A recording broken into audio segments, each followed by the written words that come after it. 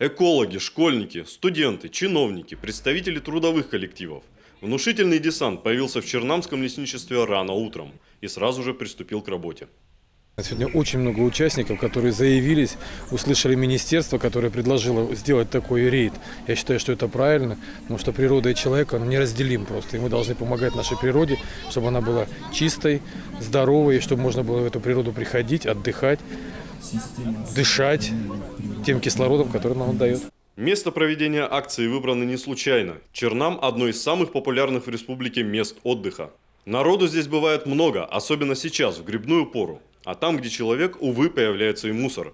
Так что сегодняшний субботник как нельзя кстати. Ладно, мусор – это проблема для, скажем так, для всей России. Но вот этот бор-беломошник, он терпит большую нагрузку, он восстанавливается очень долго. К сожалению, наши водители, автолюбители ездят не только по дорогам, но и по беломошнику. К сожалению, вот мы вытаптываем его, а он восстанавливается очень долго. В рамках субботника открыли и экологическую тропу в гостях у Версы. Она создана при участии юных лесничих из школ Палевец и Студенца. Первую экскурсию по экотропе провели для школьников и студентов. По планам организаторов, в перспективе проект должен быть интересен и детям, и взрослым.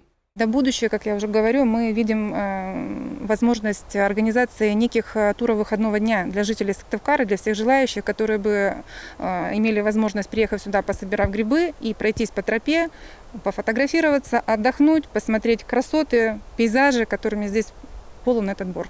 В конце акции подведение итогов. Мусора на этот раз собрали меньше обычного.